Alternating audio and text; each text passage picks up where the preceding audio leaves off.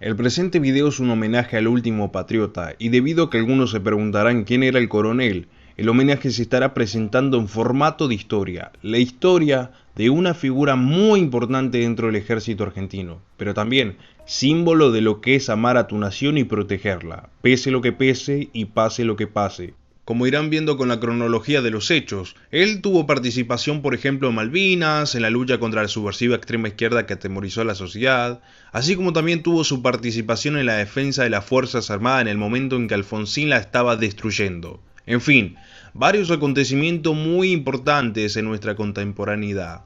Nació en 1933 en Concepción del Uruguay, ciudad de la provincia de Entre Ríos, donde su familia se había radicado luego de emigrar del Líbano en la década de 1920.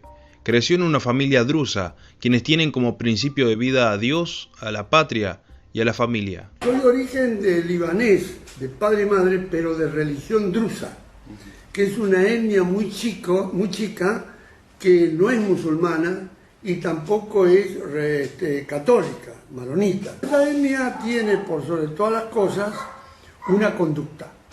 Es decir, los únicos que conocen la religión son los sabios, los hombres de cabello blanco, como le llaman ellos, y ellos emiten las costumbres al pueblo, y el pueblo las cumple, por principio, obediencia a los principios.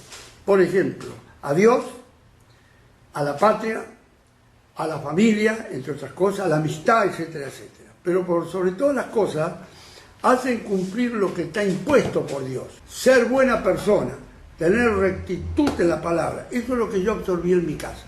Sus estudios primarios y secundarios los realizó en Concordia, luego que su familia se trasladara desde Concepción del Uruguay hasta acá. Su vocación por ser militar estuvo desde pequeño, por lo que sus padres, que estaban preocupados por su futuro, decidieron alentarlo. En 1957 ingresa al Colegio Militar de la Nación con el grado de subteniente del Arma de Infantería. Inmediatamente comienza a trabajar en la formación de los comandos, algo que lo apasionaba. En 1959 realiza su primera misión, que fue en Misiones, ya que luego de la Revolución Cubana encabezada por Fidel Castro, comienzan a expandirse las guerrillas. Y es acá donde él aprende acerca de la guerra poco convencional o la guerra de guerrillas, algo que carecerían en su totalidad los militares cuando se produjo la guerra civil. Dicho por él mismo, los soldados y militares eran muy buenos en la guerra convencional, pero no en la poco convencional. En 1968 fue designado jefe de paracaidistas en Catamarca. En 1975, jefe de cursos de Fuerza de Operaciones Especiales, siendo asignado al Operativo Independencia en Tucumán bajo las órdenes de Bussi. Tuvo una participación en el Operativo Independencia, cuyo contexto era la de una Argentina convulsionada. A pesar de que había un orden constitucional, se producían hechos como el intento de un par de provincias en el norte que querían ser independientes. Y por el otro, la presencia de ERP, montoneros y las guerrillas que causaban estragos. Todo eso fue un caldo de cultivo para lo que iba a ser el golpe de Estado del 76. Posteriormente, con la vuelta de la democracia, entre comillas, fue investigado por supuestos actos de terrorismo que se veía supuestamente implicado durante la última dictadura militar, pero nunca hallaron evidencia alguna en su contra. Luego del golpe de Estado del 76, muchos detractores dijeron que se levantó contra el orden constitucional, pero esto es contradictorio, ya que Segnaldín en su momento, junto a un grupo de oficiales, se opuso al derrocamiento del gobierno democrático de María Estela Martínez de Perón. Este hecho le valió que durante el proceso de reorganización nacional fuese tildado como una persona no confiable por su oposición al régimen. Cuando se da el golpe de Estado, yo me opongo al golpe de Estado, porque las enseñanzas que había recibido desde el año 59 hasta el 75 era que jamás, nunca enfrentar una guerra no convencional, guerra de guerrilla, manifestaciones, etc., con gobierno militar. Esa es la enseñanza que habíamos recibido, la lectura, la preparación, jamás. ¿Por qué? Porque normalmente cuando hay un gobierno civil que comete errores, al no ser una institución del orden permanente, no pasa nada, viene el otro gobierno y sigue adelante. Pero una institución como las Fuerzas Armadas se ensucian y es para siempre. En 1978, en ocasión del Mundial de Fútbol jugado en Argentina, se le encomendó la organización de la primera unidad de comandos para la prevención de atentados terroristas. En 1978 fue derivado a la Patagonia ante la inminencia de una guerra con Chile, debido al conflicto del Beagle. Todo este tema lo vivió de manera muy cercana, ya que él estaba destinado en Chubut y se sabía que Tierra del Fuego iba a ser el primer frente de batalla y que Chile iba a lanzar el contraataque. En ese momento, Zaineldin ya se perfilaba como un líder más que importante. En 1982, Reino Unido pretendía cambiar el estatus de Malvinas, haciendo que la misma se convierta en un estado independiente bajo protección de su país. Entonces, el gobierno argentino dirigido por la Junta Militar decide emprender una acción concreta: ocupar y defenderse. En realidad, no era el único motivo por el cual la Junta decide actuar sobre las Malvinas, pero sí era uno de esos motivos. El ocupar y defenderse debía ejecutarse, pero sin bajas. La operación era pactada para el 24 de mayo, pero se aceleró para el 2 de abril. El coronel deja en manifiesto en sus conferencias que el planeamiento se realizó en 2 meses, cuando en realidad una verdadera planificación en una guerra lleva largos años, y eso fue uno de los motivos por los cuales terminó siendo el resultado de la misma. Entonces, solo alcanzó para preparar la ocupación, pero no la defensa. Zaineldin participa en Malvinas al mando del Regimiento de Infantería número 25, y su orden era custodiar al aeropuerto y mantenerlo operable hasta el final del conflicto. Tuvo destacada actuación en los combates de Darwin y Pradera del Ganso. En 1984 fue condecorado junto a los demás combatientes de Malvinas por el Congreso Nacional. ¿Cómo calificaría usted la moral de los británicos en esta isla? Bueno, la moral de los británicos en esta isla no era buena. ¿Cómo lo sabe? No era buena por la vida que tenían dentro de acá del cuartel. Tenía una vida con todas las comodidades y había alguna serie de elementos y de cosas que demostraban que no estaban en una actitud de combate óptima, a pesar de tener todo el material necesario para combatir. El soldado debe vivir en un ambiente austero, un ambiente totalmente sencillo y no en un ambiente de lujo por principio. Zaineldin define la causa Malvinas como una gesta religiosa, más allá de los resultados. En 1984 fue asignado a la República de Panamá como agregado militar. En ese cargo se desempeñó durante 1985 y 1986.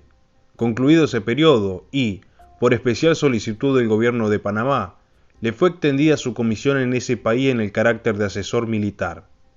Desde ese puesto clave contribuyó a la formación del Ejército de Panamá, comenzando con sus instituciones de formación. Cuando los Estados Unidos invadieron Panamá en 1998, fue el único militar argentino que rechazó públicamente esta arbitrariedad. Sobre los cara pintadas tenemos hecho un video que te dejaré acá arriba y en los comentarios para que luego puedas verlo. El primer levantamiento fue en el año 87 durante el gobierno del ex abogado del ERP Raúl Alfonsín. Cuando él se acerca a Campo de Mayo y al regresar a la casa de gobierno desde el balcón, le expresa a la multitud que estaba presente que no son golpistas, son héroes de Malvinas, la casa está en orden. Luego del alzamiento de 1987 fueron sancionadas y promulgadas las leyes de punto final y obediencia debida. Zaineldin, que se encontraba en Panamá, recibía la petición de sus camaradas de interceder. Entonces él toma la decisión de volver a la Argentina para mediar y solucionar el conflicto. El primer levantamiento conducido por Zaineldin fue durante la presidencia de Alfonsín del 1 al 5 de diciembre de 1988. Dicha operación es conocida como el alzamiento de Villa Martelli, que concluyó con un supuesto acuerdo entre el líder Carapintada y el general Isidro Cáceres. El segundo de sus levantamientos fue el más fuerte y el más violento, producido en diciembre de 1990 bajo el gobierno de Menem.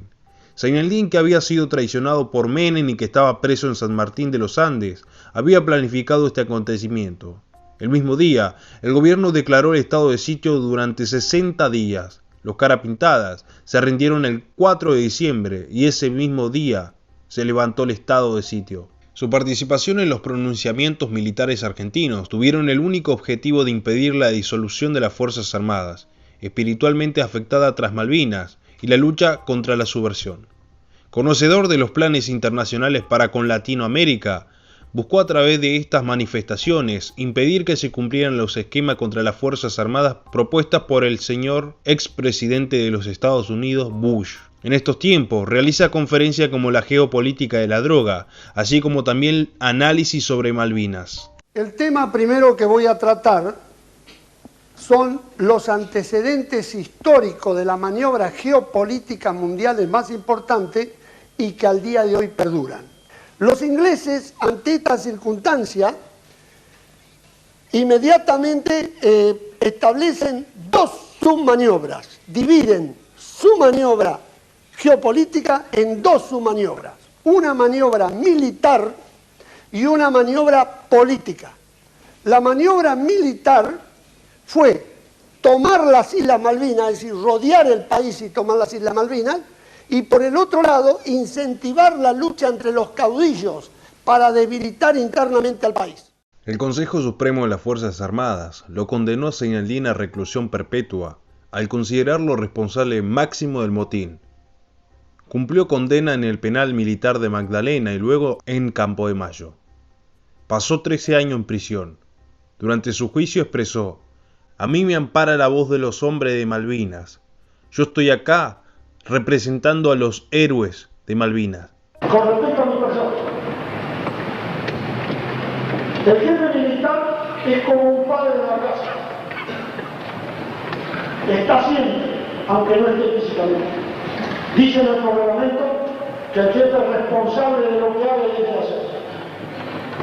Honorable Cámara, yo estoy diciendo, aunque permanecí detenido en San Martín de los Andes, estuve en todos los rincones y en todos los lugares donde se produjeron los problemas del 9/17. Estuve en el corazón, en el sufrimiento y en la mente de cada uno de estos hombres. De la misma manera que hoy comparto con ellos el orgullo de la cárcel común. Cuando la patria peligra, todo es lícito menos dejarla perecer. Este fue, es y será mi compromiso.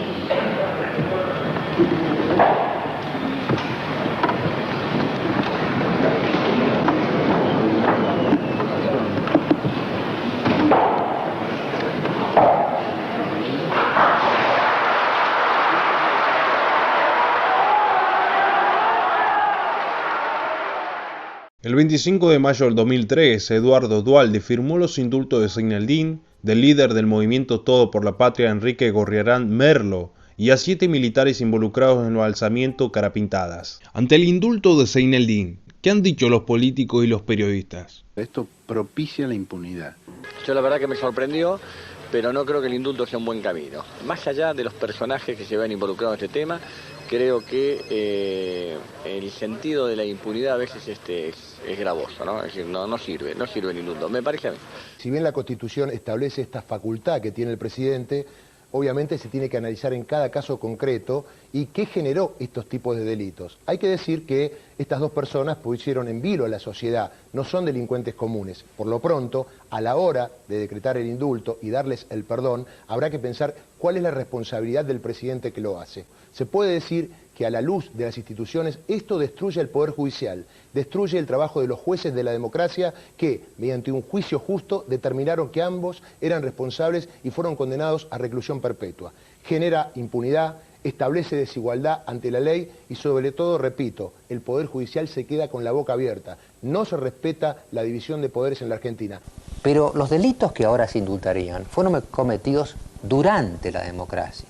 El terrible y sangriento golpe de Zeinaldin en el 90, o de los amigos de Zeinaldin en el 90, ocurrieron en medio de la democracia. Era ya muy remota la justificación que se podía alegar para que esos delitos también quedaran finalmente impunes.